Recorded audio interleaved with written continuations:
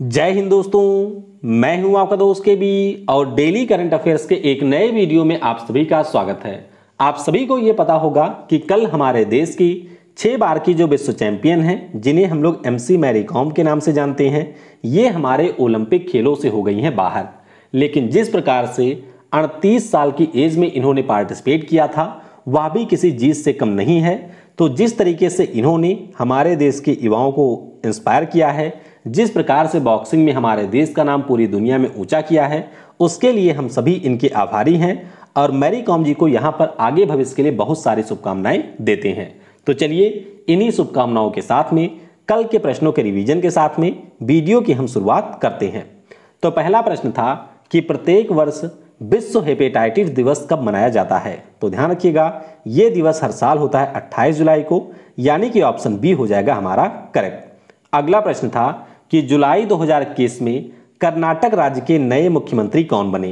तो नए मुख्यमंत्री बने हैं, इनका नाम है बसवराज एस बोम्मई। ऑप्शन हमारा यहां पर डी हो जाएगा करेक्ट। अगला प्रश्न था कि जुलाई 2021 में दिल्ली के नए पुलिस कमिश्नर के रूप में किसे नियुक्त किया गया है। तो यहां पर नियुक्ति हुई है राकेश अस्थाना जी की। ऑप्शन आपका ए हो जाएगा करेक्ट। अगला प्रश्न था कि प्रत्येक वर्ष विश्व प्रकृति संरक्षण दिवस कब मनाया जाता है। तो ये दिवस हर साल 28 जुलाई को होता है, यानी कि ऑप्शन सी हो जाएगा करेक्ट। अगला प्रश्न था कि जुलाई 2021 में किस देश के विदेश मंत्री एंटनी ब्लिंकन 2 दिवसीय भारत की यात्रा पर आए हैं। तो ये आपके अमेरिका के हैं। ऑप्शन यहां पर सी हो जाएगा करेक्ट। अगला प्रश्न है कि केंद्र सरकार के द्वारा किस आईआईटी संस्थान की सहायता से एनिमेशन, विजुअल इफेक्ट, गेमिंग के लिए उत्कृष्टता केंद्र स्थापित किया जाएगा। तो यह स्थापित किया जाएगा आईआईटी बॉम्बे की सहायता से, यानी कि डी होगा करेक्ट। अगला प्रश्न था कि डब्ल्यूटीओ के द्वारा 2019 के लिए कृषि उत्पाद निर्यातक की सूची में हमारा देश किस स्थान पर रहा है। तो हम इसमें रहे हैं आपके 9वें स्थान पर, यानी कि ऑप्शन बी हो जाएगा करेक्ट। अगला प्रश्न था कि किस राज्य की सरकार ने आयुष को बढ़ावा देने के लिए देवारण्य योजना की घोषणा की है। तो ये जो योजना है, इसकी घोषणा की है अभी आपके मध्य प्रदेश की सरकार ने, यानी कि ऑप्शन ए होगा करेक्ट। अगला प्रश्न था कि प्रत्येक वर्ष अंतर्राष्ट्रीय बाघ दिवस कब मनाया जाता है। तो यह दिवस हर साल 29 जुलाई को होता है, यानी कि ऑप्शन ए हो जाएगा करेक्ट। अगला प्रश्न था कि जुलाई 2021 में आईएमएफ के द्वारा वित्तीय वर्ष 2022 के लिए भारत की जो विकास दर है, उसके कितने प्रतिशत रहने की घोषणा की गई। तो यह कहा गया है 9.5%। ऑप्शन हमारा सी होगा करेक्ट। अगला प्रश्न था कि जुलाई 2021 में भारत के किस स्पेशल इकोनॉमिक जोन को पहला ग्रीन सेज घोषित किया गया। तो ये आपके गुजरात का कांडला है। ऑप्शन हमारा डी हो जाएगा करेक्ट। और आखिरी प्रश्न था कि जुलाई 2021 में एजुकेशन प्लेटफॉर्म ग्रेट लर्निंग का अधिग्रहण किसने किया। तो यहां पर इसका अधिग्रहण कर लिया है बायजूस ने। ऑप्शन हमारा बी हो जाएगा यहां पर करेक्ट। वीडियो में हम लोग आगे बढ़ें, उससे पहले मैं आपको बताना चाहूंगा कि आप में से जितने भी लोग आने वाले समय में ग्रुप डी का एग्जाम देना चाहते हैं, तो उसके लिए मेरी बहुत ही शानदार सीरीज चल रही है अनअकैडमी के ऊपर। हर दिन 11:50 पर मेरी एक लाइव क्लास होती है। इस लाइव क्लास में जो आपके ग्रुप डी के PYQ हैं, यानी कि जो प्रीवियस ईयर क्वेश्चन हैं, उनको हम लोग डिस्कस करते हैं। इसके अलावा जो आपके उस समय करंट अफेयर पूछे गए थे, उन करंट अफेयर को हम लोग 2020 और 21 के प्रश्नों के साथ रिप्लेस करके डिस्कस करते हैं। तो 1 घंटे में आपके 100 प्रश्नों का लाइव टेस्ट होता है। हर क्लास के बाद में आपको अपनी रैंक भी देखने को मिल जाएगी कि आपने कितना प्रश्न यहाँ पर सही किया है, और इन सारे क्लासेस की PDF भी आपको मिलती है बिल्कुल फ्री में। तो अगले 5 क्लास की जो लिंक है, उसको मैंने पिन कमेंट में दे दिया है। तो अगर आप लोग चाहें तो उस पर क्लिक करके इसमें इनरोल कर सकते हैं। क्लासेज आपके लिए बिल्कुल यहाँ पर फ्री हैं। इसके अलावा अनअकैडमी के ऊपर इस समय मेगा सब्सक्रिप्शन का ऑफर चल रहा है, और 30 और 31 आपके पास में आखिरी समय है। तो अगर आपको कोई भी सब्सक्रिप्शन परचेज करना है, तो सिंपली आप लोग अनअकैडमी की ऐप पर जाइए, उसके बाद में गेट सब्सक्रिप्शन के ऊपर क्लिक करिए, और फिर आप यहां पर कोई भी सब्सक्रिप्शन अपनी सुविधा के अनुसार चूज कर सकते हैं। ध्यान रखिएगा कि यहां पर जो भी आप कोड यूज करेंगे KV10, इससे आपको मिलेगा 10% का डिस्काउंट। बाकी अगर आप लोग यहां पर मेरा कोड यूज करेंगे, तो आपको मेरी तरफ से 10% का कैशबैक भी मिलेगा। अगर आप लोग UPSC का कोर्स खरीदते हैं, तो मेरी तरफ से टोटल आपको 15% का मिलेगा कैशबैक। तो यह सुविधा सिर्फ आपके लिए है। अगर आप में से कोई भी परचेज करना चाहता है तो इन बैचेज को ज्वाइन कर सकता है। देखिए सबसे खास बात होती है कि यहाँ पर अगर आप किसी भी बैच को ज्वाइन करते हैं तो उसके पहले के जो बैच चल रहे हैं उनमें भी आप पढ़ सकते हैं, जो बैच आपके समाप्त हो चुके हैं उनमें भी पढ़ सकते हैं, और आने वाले समय में जो भी नए बैच आएंगे उन सभी को भी आप ज्वाइन कर सकते हैं। बार बार आपको सब्सक्रिप्शन लेने की जरूरत नहीं होगी, एक ही सब्सक्रिप्शन में आपको ये सारी चीजें यहाँ पर मिल जाएंगी। तो चलिए अब हम लोग इस वीडियो की करते हैं शुरुआत। पहला प्रश्न है कि जुलाई 2021 में दीक्षा डागर ने किस खेल में टोक्यो ओलंपिक के लिए क्वालिफाई किया है? तो इन्होंने क्वालिफाई कर लिया है गोल्फ में, यानी कि ऑप्शन हमारा सी हो जाएगा करेक्ट। दरअसल मामला यहां पर ए हो गया कि दक्षिण अफ्रीका की एक गोल्फ की खिलाड़ी थी, नाम था इनका पाउला रेटो। तो इन्होंने अभी किसी कारण की वजह से ओलंपिक से अपना नाम वापस ले लिया, और इनके नाम वापस लेने के कारण हमारे देश की जो दीक्षा डागर हैं उनको यहां पर मिल गया मौका, तो इन्होंने कर लिया है क्वालिफाई। हालांकि गोल्फ की बात करते हैं तो हमारे देश से टोटल 4 खिलाड़ियों ने टोक्यो ओलंपिक में पार्टिसिपेट किया हुआ है। एक तो आपकी हैं यहाँ पर अदिति अशोक जो कि महिला खिलाड़ी हैं, पुरुषों में 2 लोगों ने क्वालिफाई किया है, एक है अनिर्बान लाहरी और दूसरे हैं उदयन माने। तो पदक तो जीतने की इनकी संभावना बहुत ही ज़्यादा कम है, लेकिन फिलहाल नाम याद रखिएगा क्योंकि परीक्षाओं में कई बार पूछ लिया जाता है कि ये जो हमारे खिलाड़ी हैं वो किस पार्टिकुलर खेल से संबंधित हैं। तो नाम इनका क्या है? दीक्षा डागर है, और इन्होंने गोल्फ के लिए क्वालिफाई किया है। अगला प्रश्न है कि नासा का जो हबल टेलीस्कोप है इसने किस उपग्रह के पर जल वाष्प के उपस्थिति का पता लगाया है? तो ये जो हमारा उपग्रह है ये आपका है गैनीमेड जो कि बृहस्पति का है। ऑप्शन हमारा यहाँ पर ए हो जाएगा करेक्ट। अब गैनीमेड की बात हुई है तो पहले तो आप यही याद रखिएगा कि जो हमारा जुपिटर है, जुपिटर का ये मून है, और हमारे सौरमंडल में जितने भी आपके सारे मून हैं उन सभी में सबसे बड़ा है गैनीमेड। तो नासा के द्वारा 24 अप्रैल 1990 को लो अर्थ ऑर्बिट में एक हमारे टेलीस्कोप को लॉन्च किया गया था। क्या नाम था इसका? तो इसका नाम था हबल टेलीस्कोप। हबल टेलीस्कोप के द्वारा 1998 में सबसे पहली बार गैनीमेड उपग्रह की यहां पर इमेज ले गई थी, और अभी इन्होंने ये बताया कि जो आपका गैनीमेड उपग्रह है इसके ऊपर है जलवाष्प की उपस्थिति। तो ध्यान रखिएगा ऑप्शन यहां पर ए गैनीमेड हो जाएगा हमारा करेक्ट। अगला प्रश्न है कि जुलाई 2021 में अर्थ ओवरशूट दिवस कब मनाया गया? तो ये जो दिवस है ये अभी आपका मनाया गया है 29 जुलाई को, यानी कि ऑप्शन हमारा सी हो जाएगा करेक्ट। अब ये थोड़ा सा अनोखा दिवस है। अनोखा क्यों है आइए इसके बारे में हम लोग समझते हैं। देखिए ये दिवस हमारे उस दिन को चिन्हित करता है जिस दिन दुनिया के लोग उस पार्टिकुलर साल में जितना उत्पादन करते हैं उस उत्पादन का कर लेते हैं समय से पहले दोहन। यानी कि 2021 में जितनी भी चीजें हमारी उत्पादित की जाएंगी पूरी दुनिया में उतनी चीजों का दोहन हम लोगों ने इस साल 29 जुलाई तक कर लिया है। यानी कि मान लेते हैं कि आपको 10 दिनों के लिए 10 रोटी दी जाए और आप उन 10 रोटियों को 6 दिन में ही खा लें, तो कुछ इस प्रकार की स्थिति होती है। पिछले साल ये जो डेट थी वो आपकी 22 अगस्त थी, लेकिन इस साल ये जो हमारी डेट है लगभग 1 महीने पीछे आ चुकी है। यानी कि दुनिया में खाने वाले जो लोग हैं उनकी तादाद भी बढ़ रही है और उनके खाने की स्पीड भी यहाँ पर बढ़ रही है। तो ध्यान रखिएगा इस साल ये दिवस 29 जुलाई को मनाया गया। अगला प्रश्न है कि जुलाई 2021 में अंतरराष्ट्रीय स्वच्छ वायु उत्प्रेरक कार्यक्रम में किस भारतीय शहर को शामिल किया गया? तो ये भारतीय शहर है हमारे देश का पिछले 4 सालों से सबसे स्वच्छ शहर, नाम है इसका इंदौर। तो ऑप्शन आपका यहां पर डी हो जाएगा करेक्ट। दरअसल ये एक प्रकार की पहल है। किसकी पहल है? तो United state agency for international development की पर्यावरण रक्षा कोष के साथ में ये पहल है जिसका नाम है स्वच्छ वायु उत्प्रेरक।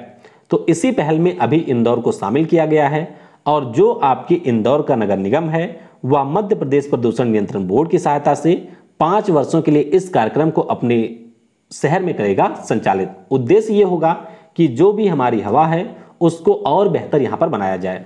और आपको ये भी ध्यान रखना है कि इसमें हमारे देश का सिर्फ एक ही शहर चयनित हुआ है और उसका नाम है इंदौर। ये आपको मिलेगा एमपी में। अगला प्रश्न है कि जुलाई 2021 में भारत सरकार के द्वारा ट्रांसजेंडर समूह के लिए डैश डैश स्थापित करने की घोषणा की गई। तो इसका नाम है यहाँ पर गरिमा गृह। ऑप्शन आपका यहाँ पर बी हो जाएगा करेक्ट। तो दरअसल ये जो गरिमा गृह है ये आपके 2020 का ही प्रोग्राम है। तो अभी जो हमारे केंद्रीय सामाजिक न्याय और अधिकारिता मंत्रालय के राज्य मंत्री हैं एन नारायण स्वामी जी, इनके द्वारा राज्यसभा में ये बताया गया कि हमारे देश में 12 ऐसे स्थान हैं जहां पर ट्रांसजेंडर कम्युनिटी के लिए गरिमा गृह का निर्माण किया जा रहा है। तो अच्छे से याद रखिएगा, गरिमा गृह जो आपका है वो ट्रांसजेंडर कम्युनिटी को आश्रय देने के लिए केंद्र सरकार का एक स्कीम है। तो ऑप्शन यहां पर आपका बी हो जाएगा करेक्ट। अगला प्रश्न है कि मैन बुकर पुरस्कार के लिए नामित पुस्तक चाइना रूम के लेखक कौन है? तो ये जो पुस्तक है इसे लिखा है संजीव सहोता ने। क्या नाम है इनका? संजीव सहोता नाम है। तो ऑप्शन हमारा सी हो जाएगा यहां पर करेक्ट। अब आप सभी को ये अच्छे से पता होगा कि जो मैन बुकर पुरस्कार है वह आपके दुनिया का सबसे बड़ा साहित्यिक पुरस्कार है और ये पुरस्कार उन पार्टिकुलर लेखकों को दिया जाता है जिन्होंने अपनी पुस्तक को अंग्रेजी भाषा में लिखा हुआ होता है और उस पार्टिकुलर पुस्तक को आयरलैंड या फिर यूके में किया जाता है प्रकाशित। तो हमारे भारतीय मूल के एक ब्रिटिश लेखक हैं, नाम इनका है संजीव सहोता। तो इन्होंने अपने दोस्त रिचर्ड पावर्स के साथ में मिलकर के एक पुस्तक लिखी है और इस पुस्तक का नाम है चाइना रूम। तो अभी जो आपके मैन बुकर पुरस्कारों के लिए जूरी होती है उनके द्वारा जो आखिरी के 13 पुस्तकों को चयन किया गया है उन 13 पुस्तकों में एक नाम इनकी पुस्तक का भी है। तो इसीलिए ध्यान रखिएगा, चाइना रूम के जो हमारे लेखक हैं इनका नाम है संजीव सहोता और पुरस्कार आपके नवंबर माह में दिए जाएंगे। अच्छा, पिछले साल किसको मिला था मैन बुकर? तो ये भी ध्यान रखिएगा, इनका नाम है डगलस स्टुअर्ट, आपके स्कॉटलैंड के ये नागरिक हैं और इनकी पुस्तक थी सुगी वैन। ठीक है, तो ये भी ध्यान रखिएगा, आपकी परीक्षा में ये पूछा जाएगा। अगला प्रश्न है कि जुलाई 2021 में किसके द्वारा पुस्तक shifting orbits decoding the trajectory of the Indian startup ecosystem इसको लॉन्च किया गया? तो ये पुस्तक लॉन्च किया है हमारे नीति आयोग के जो सीईओ हैं, नाम है इनका अमिताभ कांत। तो ऑप्शन आपका यहां पर बी हो जाएगा करेक्ट। अच्छा, आप में से कई सारे लोग होते हैं जिनको पुस्तकों के नाम यहां पर नहीं पता होते हैं, तो मैं आपको कहूंगा कि बस आप ये शुरुआत का अक्षर याद रखिए, यानी कि ये पूरा नाम आपको याद रखने की जरूरत नहीं है। शिफ्टिंग ऑर्बिट्स ये आप ध्यान रखिएगा। तो इसका विमोचन किया है अमिताभ कांत ने। अब सवाल ये उठता है कि ये जो हमारी किताब है उसको लिखा किसने है? तो 3-4 लेखक हैं जिन्होंने मिलकर के इसको लिखा है, जैसे थल्लई राजन हैं हमारे आईआईटी मद्रास के, श्रीवर्धनी झा हैं आईआईएम बेंगलुरु से, जोफी थॉमस हैं आपके आईआईएम कोझिकोड से। तो इन सारे लोगों ने मिलकर के इस किताब को लिखा है यहाँ पर। और किताब आपकी ये बताती है कि हमारे देश में किस प्रकार से स्टार्टअप का विकास हुआ है और उनके यूनिकॉर्न का सफर कैसे रहा है, इन सभी के बारे में पुस्तक के द्वारा बताया जाता है। अच्छा, यूनिकॉर्न क्या होता है? देखिए, स्टार्टअप का मतलब होता है एक हमारी नई कंपनी। ठीक है, जो आपकी नई कंपनी होती है उसे कहा जाता है स्टार्टअप। जब ये आपकी कंपनी ग्रो होकर के $1 बिलियन के मार्केट कैप को पार कर जाती है तब इसे कहा जाता है यूनिकॉर्न, यानी कि 7,000 करोड़ से ज्यादा इसकी हो जाती है नेटवर्थ, तो इसे कहा जाता है यूनिकॉर्न। तो अभी जो हमारे सीईओ हैं नीति आयोग के अमिताभ कांत जी, उन्होंने इसको लॉन्च किया है। अगला प्रश्न है कि जुलाई 2021 में ट्रांसजेंडर समूह के लिए नौकरी आरक्षित करने वाला पहला राज्य कौन बना है? तो पहला राज्य बन गया है यहां पर कर्नाटक। ऑप्शन हमारा यहां पर ए हो जाएगा करेक्ट। अब देखिए, आप सभी को पता होगा कि हमारे देश में विभिन्न समुदाय के लिए यहां पर आरक्षण का प्रावधान संविधान की शुरुआत में किया गया था, जो कि आज तक आपका चला रहा है। तो अभी आपके कर्नाटक की सरकार के द्वारा यह फैसला किया गया है कि जो हमारे ट्रांसजेंडर कम्युनिटी के लोग होंगे वे अगर कर्नाटक में किसी भी राज्य सरकार की नौकरी के लिए आवेदन करते हैं तो उनको यहां पर 1% का मिलेगा आरक्षण। क्या मिलेगा? 1% का यहां पर दिया जाएगा आरक्षण। और इसके लिए राज्य सरकार के द्वारा जो कर्नाटक सिविल सेवा नियम 1977 है इसमें कर दिया गया है अभी संशोधन। तो ध्यान रखिएगा, राज्य सरकार की जितनी भी सरकारी नौकरियां होती हैं उनमें इस आरक्षण को लागू किया जाएगा। कर्नाटक की बात करते हैं तो राज्यपाल आपके थावर चंद गहलोत अभी नए बने हैं और सीएम तो अभी आपके कल ही बने हैं, नाम इनका है बसवराज बोम्मई। अगला प्रश्न है कि जुलाई 2021 में किस राज्य की सरकार के द्वारा निर्यातक बनो मिशन को लॉन्च किया गया? तो ये जो मिशन है इसे लॉन्च कर दिया है गुजरात राजस्थान की सरकार ने। तो ऑप्शन हमारा यहां पर बी हो जाएगा करेक्ट। अब देखिए, यहां पर आप अगर ध्यान देंगे तो इस मिशन का ही नाम है निर्यातक बनो मिशन, यानी कि पहले आप करिए उत्पादन और उसके बाद में उन सारे प्रोडक्ट को आप करिए यहां पर निर्यात। तो राज्य के निर्यात को बढ़ावा देने के लिए इसके अलावा राज्य में रोजगार के अवसर पैदा करने के लिए निर्यातक मिशन की शुरुआत राजस्थान की सरकार ने की है। उद्देश्य मुख्य रूप से इसका यही है कि जो भी हमारे लोकल व्यापारी हैं उनके व्यापार को एक्सपांड किया जाए, यानी कि उनके व्यापार का और ज़्यादा विस्तार हो, और इसके अलावा जो भी इनके यहाँ उत्पाद हों वो आपके इंटरनेशनल मार्केट तक पहुँच सकें। तो इसमें राज्य सरकार के द्वारा सहयोग दिया जाएगा। ऑप्शन हमारा यहाँ पर बी राजस्थान होगा करेक्ट। अगला प्रश्न है कि हाल ही में 1 करोड़ फास्टैग्स को जारी करने वाला देश का पहला बैंक कौन बना? तो बहुत ही महत्वपूर्ण प्रश्न है, ध्यान रखिएगा। पहला बैंक बन गया है, इसका नाम है पेटीएम पेमेंट बैंक। तो ऑप्शन आपका यहां पर डी हो जाएगा करेक्ट। दरअसल अभी जो हमारे यहां पर एनपीसीआई है, यानी कि national payment corporation of India है, उसके द्वारा यह बताया गया कि जून 2021 तक हमारे देश में टोटल 3.21 करोड़ फास्ट कार्ड जारी किए जा चुके हैं, और इन 3.21 फास्ट कार्ड में से 1 करोड़ फास्टैग अकेले आपके पेटीएम पेमेंट बैंक ने यहां पर जारी किया है। पेटीएम पेमेंट बैंक की बात करते हैं तो मुख्यालय इसका नोएडा में है और संस्थापक इसके विजय शेखर शर्मा। अच्छा, आप सभी को पता होगा कि जो पेटीएम कंपनी है वो आपकी बनी थी 2010 में। तो बताइए पेटीएम पेमेंट बैंक आपका कब लॉन्च हुआ था? तो डेट इसकी क्या है वो आपको नीचे कमेंट में बताना है।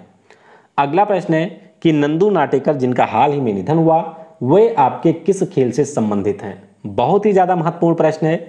ये हमारे बैडमिंटन के खिलाड़ी थे। ऑप्शन आपका यहां पर ए हो जाएगा करेक्ट। अब सवाल ये उठता है कि ये इतने ज्यादा महत्वपूर्ण खिलाड़ी हैं क्यों? तो ध्यान रखिएगा, जो हमारे यहाँ पर अर्जुन अवार्ड शुरू हुआ था 1961 में, सबसे पहली बार ये जो अर्जुन अवार्ड है ये हमारे नंदू नाटेकर साहब को ही दिया गया था, तो इसलिए महत्वपूर्ण हो जाते हैं। महाराष्ट्र के ये आपके खिलाड़ी हैं, 6 बार के ये राष्ट्रीय चैंपियन भी रह चुके हैं।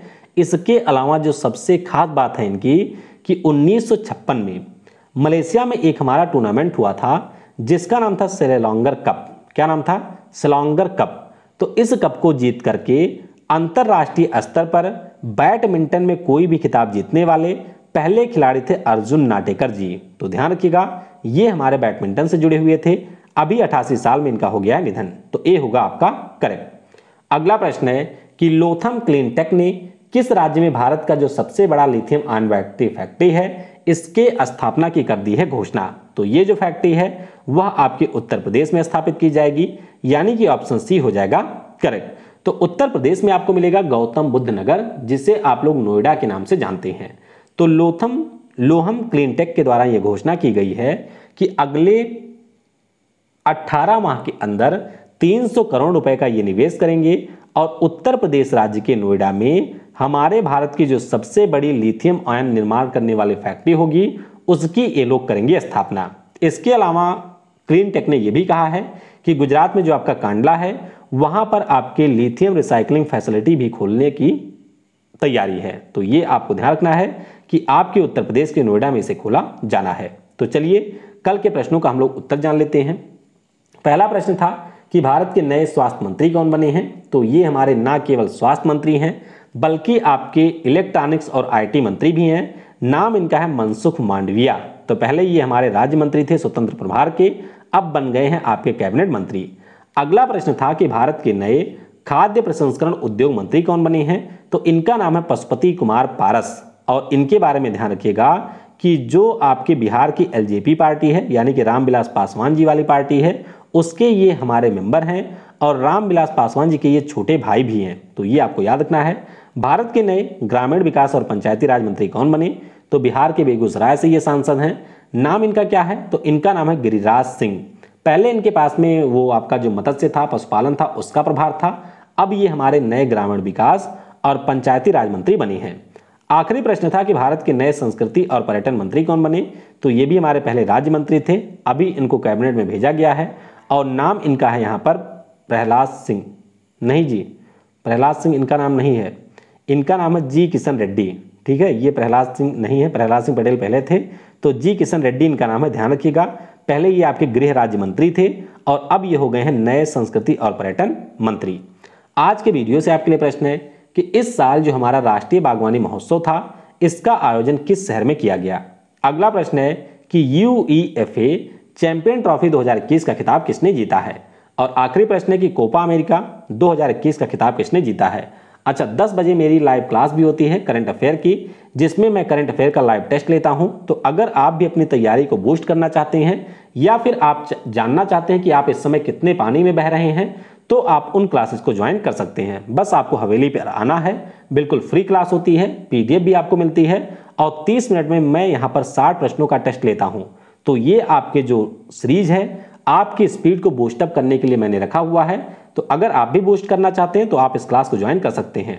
तो वीडियो को समय देने के लिए आप सभी को बहुत बहुत धन्यवाद। जय हिंद, जय भारत और सबसे जरूरी, पढ़ेगा भारत तो बढ़ेगा भारत।